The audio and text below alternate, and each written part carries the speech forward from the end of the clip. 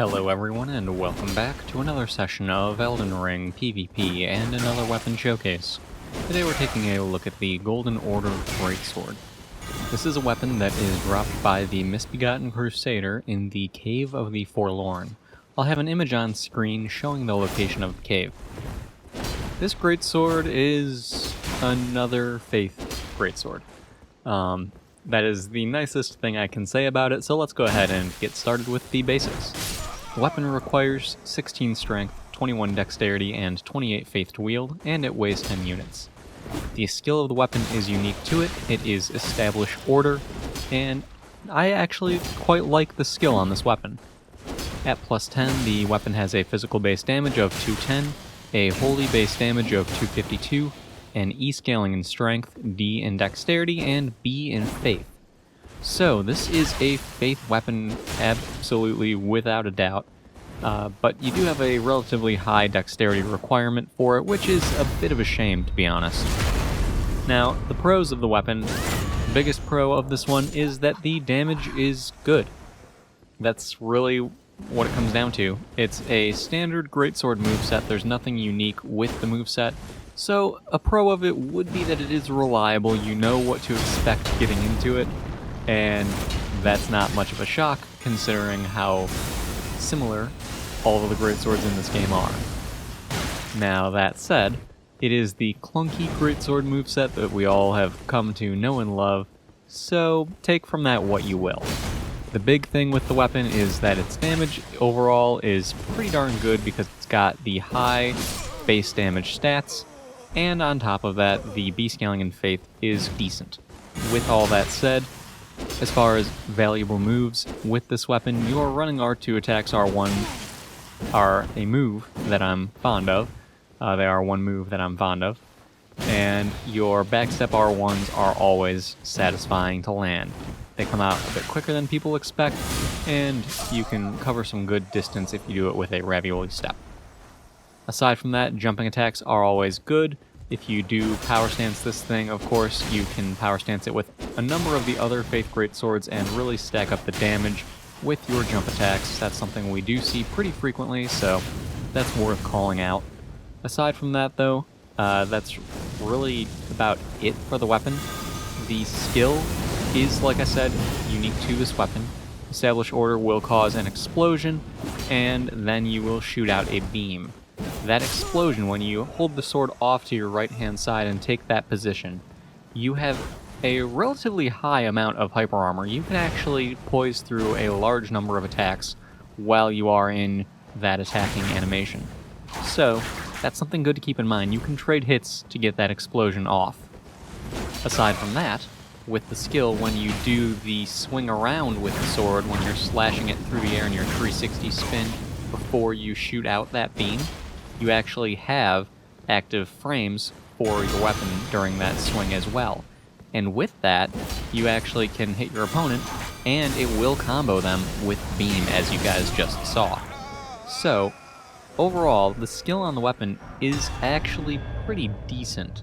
It does deal pure holy damage on both the explosion and on the beam, so when you are doing that, if you have something like the Sacred Scorpion Charm on to give yourself a little extra holy damage, that definitely helps.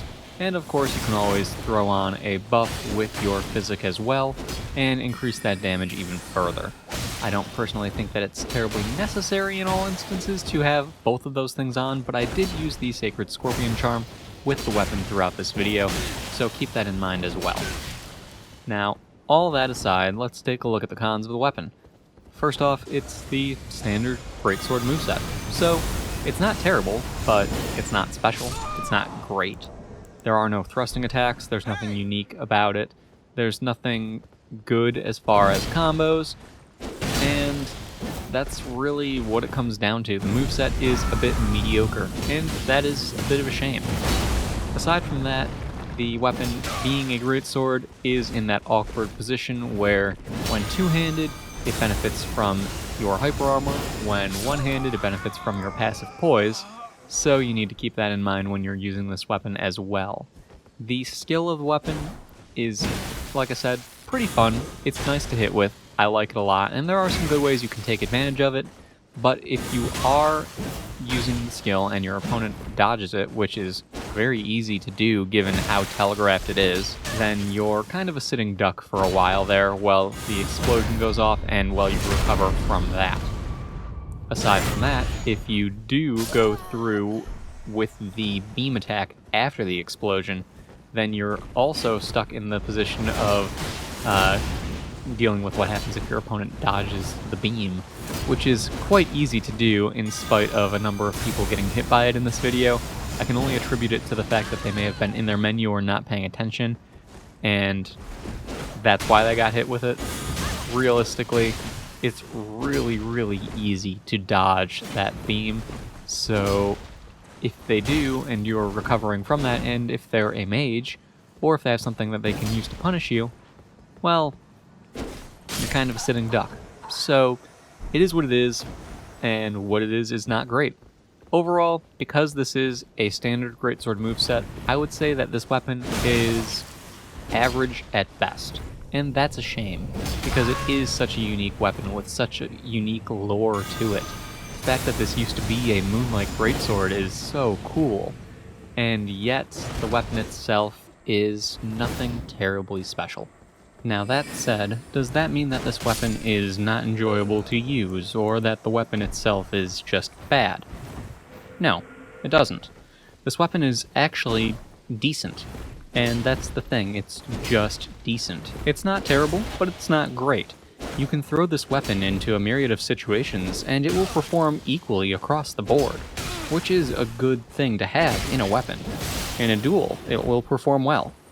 In an invasion, it will perform well. Getting ganked in an invasion, it'll perform just fine because you've got some AoE options on it, and a reliable moveset and decent damage. Maybe you're going through the game and you get invaded.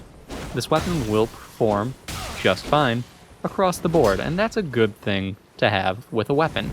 It is reliable, and for that reason alone, I would recommend it. That all said, what do you all think about this weapon? Do you enjoy this one? Do you hate this one? Do you think that I'm just bad and used it poorly? Let me know.